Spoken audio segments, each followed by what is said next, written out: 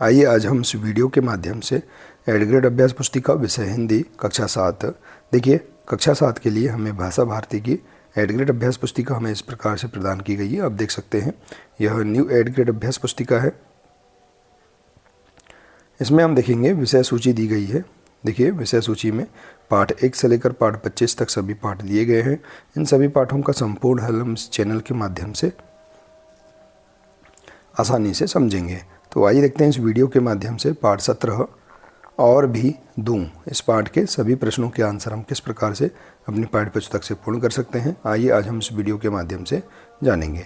देखिए यदि आप इसी प्रकार से इसके आगे के अन्य सभी पाठ का संपूर्ण हल आप समझना चाहते हैं तो आप हमारे इस चैनल से जुड़े रहिए और इस चैनल को सब्सक्राइब अवश्य कर लें। साथ ही बेल आइकन को प्रेस जरूर कर लें ताकि आने वाले नए वीडियो सबसे पहले आप तक पहुँचते रहेंगे।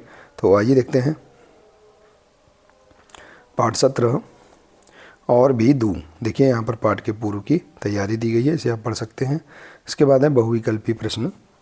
प्रश्न पहला है निम्नलिखित पंक्तियों में से अनुप्रांस अलंकार की पंक्ति छांटकर लिखिए। तो इसका राइट आंसर है सी नंबर का बांध दो कसकर कमर ढाल मेरी। तो इसका सी नंबर का राइट आंसर है। इसके बाद प्रश्न दूसरा है कवि थाल में सजाकर क्या ला रहा है। तो इसका राइट आंसर है कवि थाल में सजाकर भाल ला रहा है। डी नंबर का राइट आंसर है। इसके बाद देखिए अगला प्रश्न अति लघुत्तरी प्रश्न है। प्रश्न तीसरा कवि तलवार को मांझने की बात क्यों कर रहा है। तो इसका राइट आंसर है कवि मातृभूमि की रक्षा के लिए युद्ध क्षेत्र में जूझने को तैयार है। वह मातृभूमि पर अपने प्राण न्यौछावर करना चाहता है, इसलिए तलवार को मांझने की बात कह रहा है। इसके बाद है प्रश्न चौथा कवि शीश पर कौन सी छाया चाहता है। तो कवि शीश पर मातृभूमि के आशीष की छाया चाहता है। प्रश्न पांचवा पृथ्वी शब्द के दो पर्यायवाची शब्द लिखिए। तो देखिए पृथ्वी का पर्यायवाची शब्द धरा और अचला।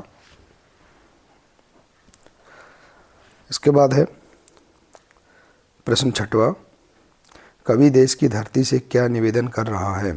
तो देखिए इसका राइट आंसर कवि मातृभूमि से निवेदन करता है कि हे माँ, जब भी मैं अपना मस्तक थाली में सजाकर भेंट स्वरूप लाऊं तब तुम मुझ पर दया करके मेरी उस भेंट को स्वीकार कर लेना। इसके बाद है लघुत्तरी प्रश्न। प्रश्न सातवां है कवि मोह का बंधन तोड़ने की बात क्यों कर रहा है।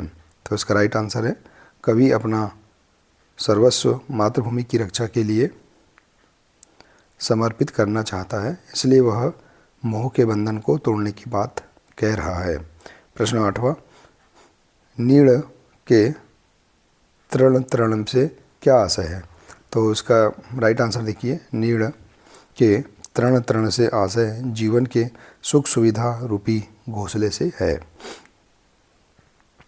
प्रश्न 9 रक्त का कण कण समर्पित पंक्ति से क्या आशय है।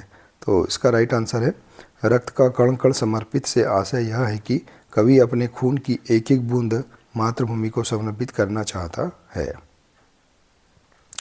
प्रश्न 10वां अनुप्रास अलंकार को उदाहरण सहित समझाइए। तो देखिए इसका आंसर जब किसी वाक्य में किसी एक वर्ण या व्यंजन की बार बार आवृत्ति होती है तब वहाँ पर अनुप्रास अलंकार होता है। उदाहरण के लिए रघुपति राघव राजा राम। इसके बाद है दीर्घोत्तरी प्रश्न। प्रश्न 11 है पाठ का सार अपने शब्दों में लिखिए। आंसर है राष्ट्र प्रेम और त्याग पर आधारित इस कविता के माध्यम से कवि मातृभूमि पर अपने तन मन और धन को समर्पित करना चाहता है।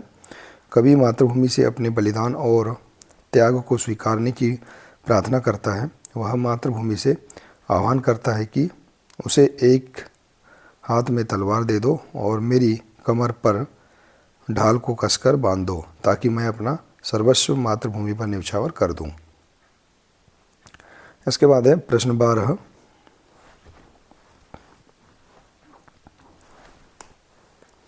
स्वप्न अर्पित प्रश्न अर्पित से कवि का क्या आशय है। तो इसका राइट आंसर है, इस पंक्ति के माध्यम से कवि यह कहना चाह रहा है कि मेरे सपने, मेरे प्रश्न और मेरी उम्र का पल पल मातृभूमि को समर्पित है। मैं देश की धरती पर कुछ और भी चढ़ाना चाहता हूँ। भाव यह है कि मेरा सब कुछ मातृभूमि को अर्पित है। तो देखिए, इस प्रकार से हम यहाँ पर इस पाठ के सभी प्रश्नों के आंसर आसानी से पूर्ण कर सकते हैं।